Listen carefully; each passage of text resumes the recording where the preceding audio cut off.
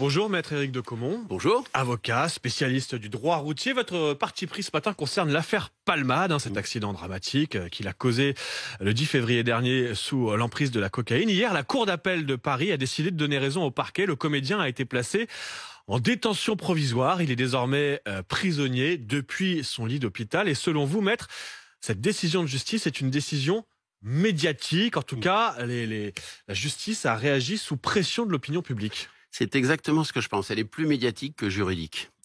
Effectivement, c'est une affaire grave. Effectivement, il y a un trouble important dans l'opinion parce que c'est quelque chose qui a été dès le départ très médiatisé et puis qui quand même a brisé une famille. On ne peut pas négliger la gravité des faits. Maintenant, on est passé d'une situation où il avait été mis, laissé en liberté provisoire, mais avec de fortes obligations, c'est-à-dire de rester en service d'addictologie pour le sevrage et sous bracelet électronique, c'est-à-dire que de toute façon il ne pouvait pas bouger, il ne pouvait pas sortir de l'hôpital, à une autre situation où, à la limite, il n'est plus sous bracelet, il est dans un autre service médical, sauf que l'on dit « Ah mais maintenant il est en détention ». Bon, donc déjà, sur ce qui se passe en réalité, il n'y a pas une énorme différence de traitement. Mais alors, soyons clairs, ce sont des cas que vous connaissez en tant qu'avocat, oui. Vous défendez régulièrement une petite quarantaine d'années, oui. Voilà, donc des cas de conducteurs qui causent des accidents sous l'emprise de stupéfiants. Vous dites, dans le même genre de cas, monsieur Dupont ou Durand n'aurait pas été mis en détention. N'aurait pas été mis en détention, d'abord parce que je vous rappelle un principe fondamental de base qui est inscrit dans le code. Toute personne qui est mise en examen est présumée innocente et donc doit demeurer libre. C'est marqué mot pour mot. Donc ça veut dire que la mise en détention reste une exception à la règle de la liberté. Pour qu'il y ait cette exception, il faut qu'il y ait des motifs. Une cour d'appel, un tribunal, un juge de la mise en liberté, de la détention de la liberté ne pourrait en aucun cas dire « je le mets en prison parce que je pense que c'est mieux ». Mais là, en l'occurrence, la cour d'appel a motivé sa décision hier. RMC a d'ailleurs révélé ses motivations. Pour les magistrats, il y a d'abord un risque de réitération, c'est-à-dire que Pierre Palmade pourrait être susceptible de récidiver s'il était laissé en liberté.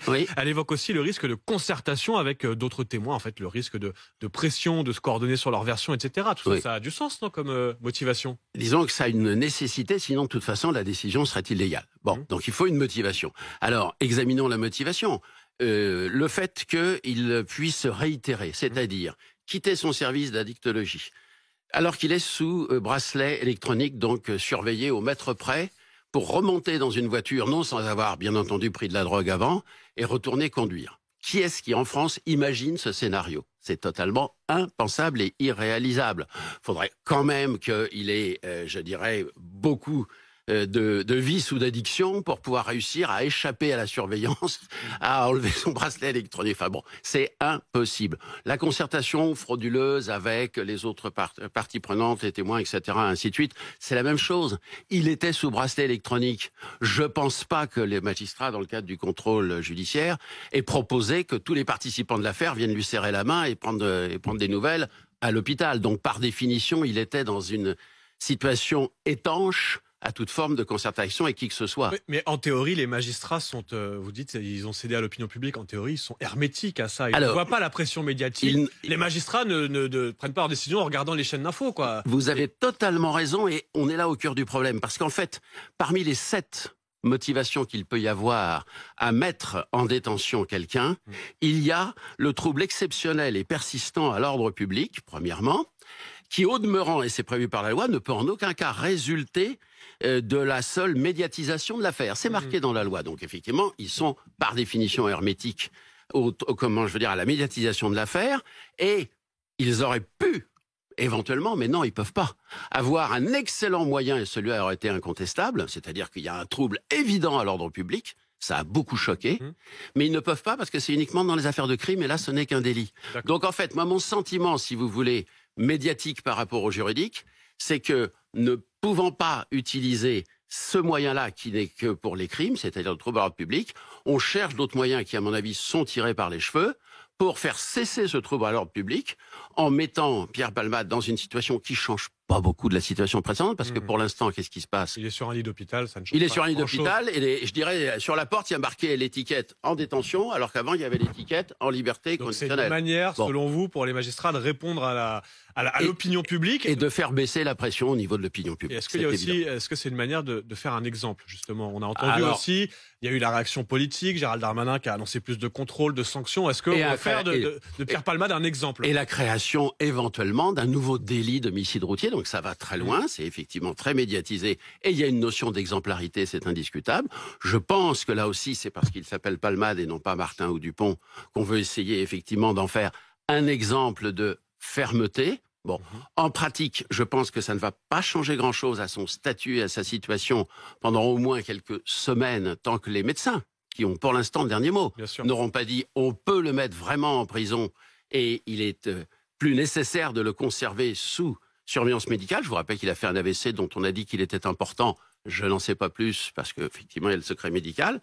Mais moi, je vais vous dire une chose.